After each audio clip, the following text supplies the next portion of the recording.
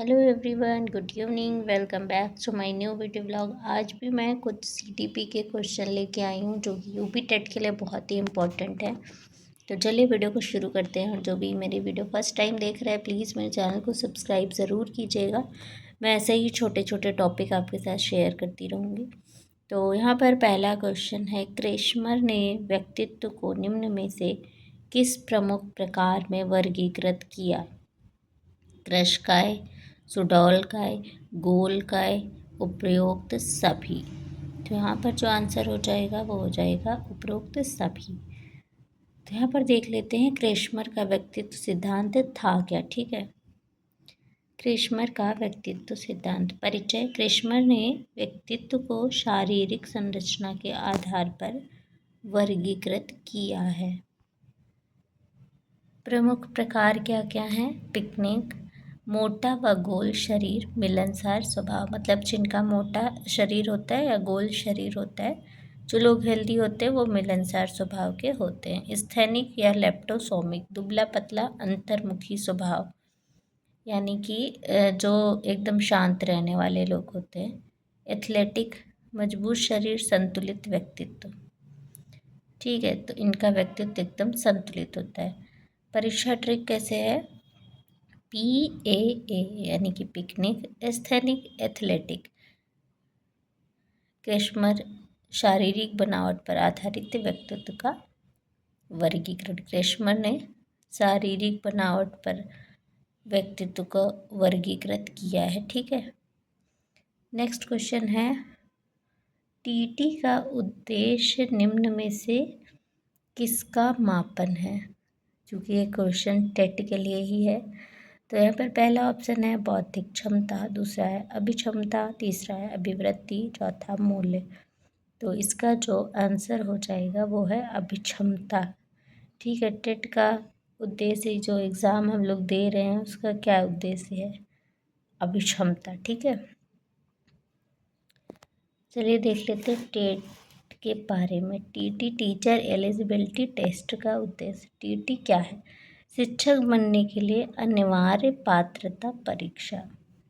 मुख्य उद्देश्य योग्य एवं प्रशिक्षित शिक्षकों का चयन, शिक्षक गुणवत्ता सुनिश्चित करना, न्यूनतम पात्रता मानक निर्धारित करना, बाल केंद्रित शिक्षण को बढ़ावा देना। ठीक है, महत्व क्या है?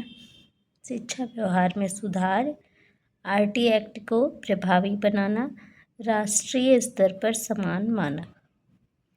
टेट यानी कि टीचर एलिजिबिलिटी क्वालिटी टेस्ट। ठीक है, अगला प्रश्न है, संघनन का सिद्धांत निम्न में से किसकी व्याख्या करता है? ऑप्शन है अधिगम, स्मृति, अभिप्रेरणा, सृजनात्मकता। तो यहाँ पर आंसर हो जाएगा स्मृति। ठीक है, चलिए देख लेते संघनन है क्या। परिभाषा, जब स्वप्न में अनेक विचार, इच्छाएं या स्मृतियां एक ही प्रतीक या चित्र में समाहित हो जाती हैं तो उसे हम संघनन कहते हैं। मुख्य बिंदु हैं, यह स्वप्न विश्लेषण से संबंधित है। कई अवचेतन इच्छाएं एक रूप में प्रकट होती हैं। मानसिक सामग्री का संक्षेपण। उदाहरण, यदि स्वप्न में एक व्यक्ति कई लोगों के गुण दिखाई दें तो यह संघनन है। ठीक है, जैसे कई सारी चीज़ें हैं, ठीक है, उसी को संघनन कहते हैं। अगला क्वेश्चन है, पिछड़े बच्चों के लिए शैक्षिक लब्धि की अवधारणा किसने दी? गार्डन ने, सोनेल ने, बर्टन हॉल ने, सिरिल बर्ड ने। तो इसका आंसर हो जाएगा सिरिल बर्ड। ठीक है, ऑप्शन नंबर 4 सिरिल बर्ड। चलिए देखते हैं सिरिल बर्ड ने शैक्षिक लब्धि की अवधारणा में क्या बताया है। ठीक है, सिरिल बर्ड बुद्धि एवं वंशानुक्रम सिद्धांत। परिचय, ब्रिटिश मनोवैज्ञानिक हैं ये।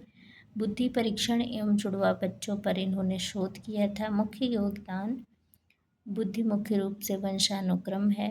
एक जैसे जुड़वा बच्चों पर अध्ययन।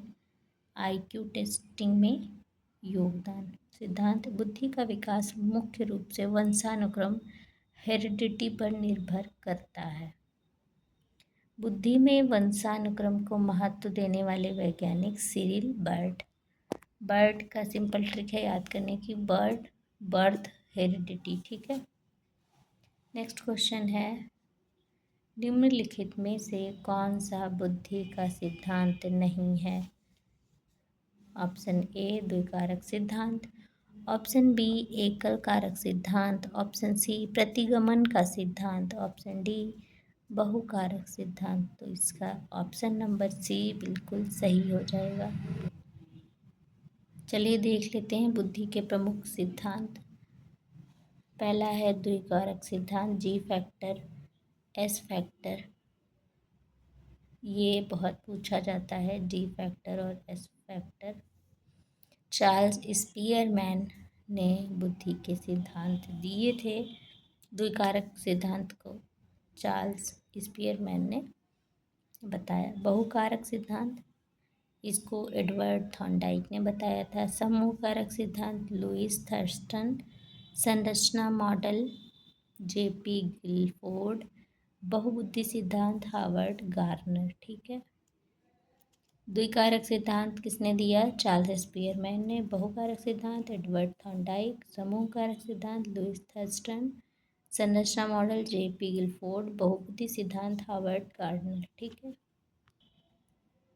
पियाजे के अनुसार संज्ञानात्मक विकास की द्वितीय अवस्था है संवेदीगामक अवस्था, औपचारिक संक्रियात्मक अवस्था, पूर्ण संक्रियात्मक अवस्था, मूर्त संक्रियात्मक अवस्था, प्री ऑप्शनल, ठीक है। ऑप्शन नंबर थर्ड सही हो जाएगा। पियाजे के अनुसार संज्ञानात्मक विकास। परिचय, स्विस मनोवैज्ञानिक। संज्ञानात्मक विकास के जनक बच्चे सक्रिय शिक्षार्थी होते हैं। संज्ञानात्मक विकास की इन्होंने 4 अवस्थाएं बताई हैं। संवेदी प्रेरक अवस्था 0 से 2 वर्ष, वस्तु स्थायित्व, पूर्व संक्रियात्मक अवस्था 2 से 7 वर्ष, प्रतीकात्मक सोच, आत्म केंद्रित, ठीक है। तीसरा है ठोस संक्रियात्मक 7 से 11 वर्ष, तार्किक सोच, संरक्षण का सिद्धांत। चौथा है औपचारिक संक्रियात्मक अवस्था, अमूर्त चिंतन, परिकल्पना, परीक्षण, ठीक है। प्रमुख अवधारणा स्कीमा, अभिग्रहण, समायोजन, संतुलन, assimilation, accommodation, equilibration. Exam trick, 0 से 2 साल के बच्चे खिलौने खेलते हैं। 2 से 7 के बच्चे कल्पनाएं करने लगते हैं। 7 से 11 वर्ष के बच्चे तर्क करते हैं, कोई भी सवाल पूछते हैं तो उस पर तर्क देते हैं। 11 से ऊपर के बच्चे अमूर्त सोच वाले होते हैं, ठीक है। निम्नलिखित में से कौन शैक्षिक विज्ञान की सर्वाधिक व्यक्तिपरक विधि है? पहला है बाह्य दर्शन, दूसरा है आत्मनिरीक्षण, तीसरा है अवलोकन, चौथा है प्रयोग। तो इसका ऑप्शन नंबर सेकंड सही हो जाएगा।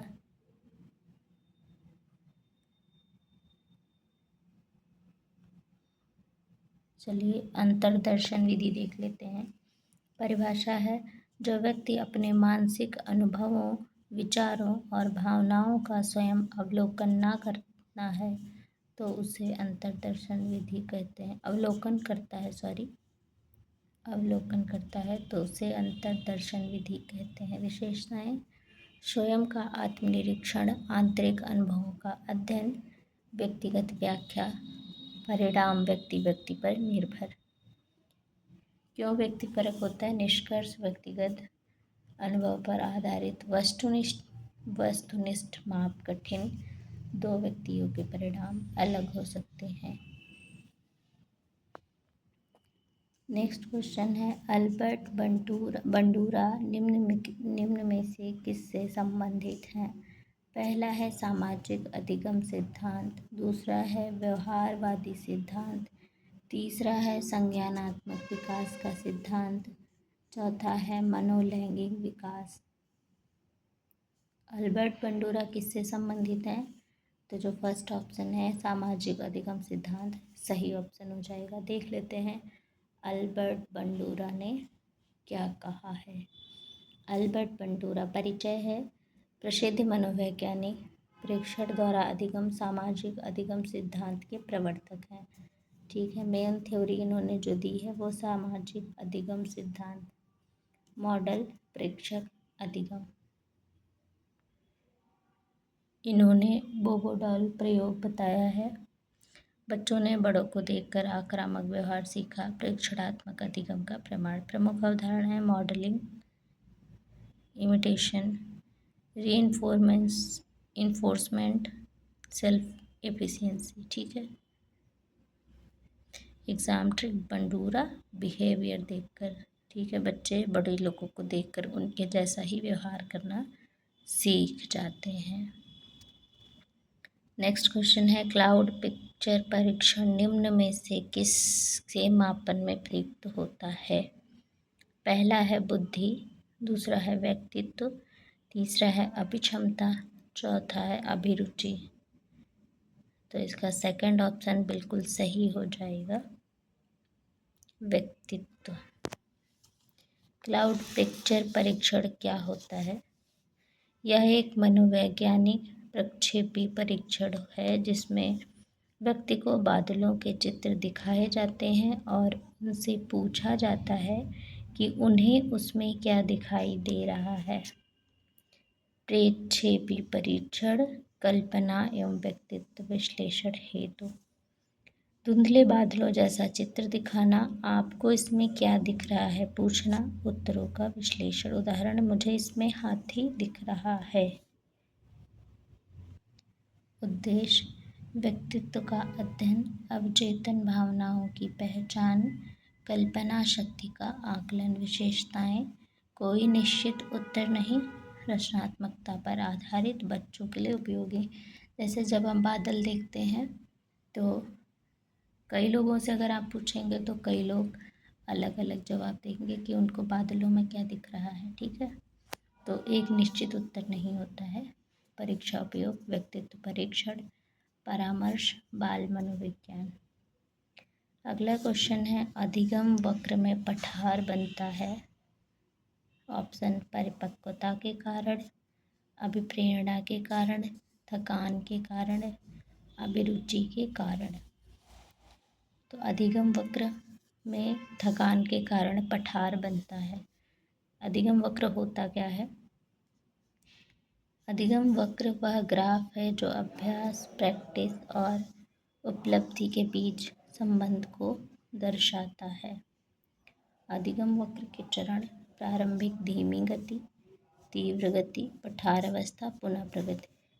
जैसे पहले हम कोई चीज़ बहुत तेज़ी से सीखते हैं, फिर रुक जाते हैं, फिर सीखते हैं, फिर रुकते हैं, फिर तेज़ी से सीखते हैं, तो इसे ही अधिगम वक्र कहते हैं। महत्व, अधिगम की गति समझने में सहायक, शिक्षक के शिक्षण विधि सुधारने में मदद, विद्यार्थियों की प्रगति मापने में उपयोगी। पठार अवस्था क्या है। जब कुछ समय तक प्रगति रुक जाती है उसे पठार अवस्था कहते हैं। जैसे साइकिल चलाना सीखते समय शुरुआत में कठिनाई, फिर तेजी से सीखना। ठीक है, नेक्स्ट क्वेश्चन है दर्पण चित्र परीक्षण किसको मापने हेतु प्रयुक्त होता है। ऑप्शन है अधिगम की दर, अधिगम स्थानांतरण, सृजनात्मकता, अभिरुचि। तो इसका सेकंड ऑप्शन बिल्कुल सही हो जाएगा। दर्पण चित्र परीक्षण क्या होता है। दर्पण चित्र परीक्षण एक मनोवैज्ञानिक प्रयोग है। इसमें व्यक्ति को दर्पण में देखकर आकृति बनानी होती है। सीधे कागज को देखकर नहीं, केवल प्रतिबिंब देखकर रेखा खींचनी होती है। किसने बताया है। यह परीक्षण प्रयोगात्मक मनोविज्ञान में विकसित हुआ है। इसे मोटर अधिगम के अध्ययन में प्रयोग किया गया। कौशल अधिगम के अध्ययन में मनोवैज्ञानिक ने उपयोग किया। कौशल अधिगम मापना, हाथ आँख समन्वय, अभ्यास का प्रभाव समझना, अधिगम वक्र दिखाना। प्रक्रिया, तारा या आकृति दी जाती है, केवल दर्पण देखकर रेखा बनानी होती है, समय और त्रुटियां नोट की जाती हैं। परीक्षा में महत्वपूर्ण बिंदु, कौशल अधिगम से संबंधित, अभ्यास में त्रुटि कम, अधिगम वक्र दर्शाने में उपयोगी। अगला प्रश्न है, संरचनावाद के प्रवर्तक कौन थे? फर्स्ट ऑप्शन है William James, second William West, William Wundt, William Hunt. तो इसका थर्ड ऑप्शन बिल्कुल सही हो जाएगा, विलियम वुंट। विलियम वुंट कौन थे, चलिए देख लेते हैं। विलियम वुंट का जन्म 1832 में जर्मनी में हुआ था। स्थापना 1879 में। प्रथम मनोविज्ञान प्रयोगशाला, स्थान लाइप्जिग विश्वविद्यालय। प्रमुख विधि, आत्मनिरीक्षण, व्यक्ति अपने अनुभवों का वर्णन करता है। मुख्य योगदान, मनोविज्ञान के विज्ञान का दर्जा दिया, प्रयोगात्मक पद्धति का प्रयोग, संरचनावाद की नींव रखी। इम्पोर्टेंट पॉइंट्स है, 1879 में मनोविज्ञान की जन्म तिथि, प्रथम प्रयोगशाला जर्मनी, संरचनावाद के प्रवर्तक। प्रमुख विधि, 1832 में जन्म, 1879 में प्रथम प्रयोगशाला, 1920 में मृत्यु। वुंट ने विज्ञान से मन को जोड़ा। ठीक है, आज के लिए बस इतना ही। कल फिर मिलेंगे नई क्लास में कुछ नए क्वेश्चन के साथ। तब तक के लिए आप लोग अपना ख्याल रखें, पढ़ते रहें। वीडियो अच्छी लगी तो कमेंट करके ज़रूर बताइएगा। फिर मिलेंगे नेक्स्ट वीडियो में।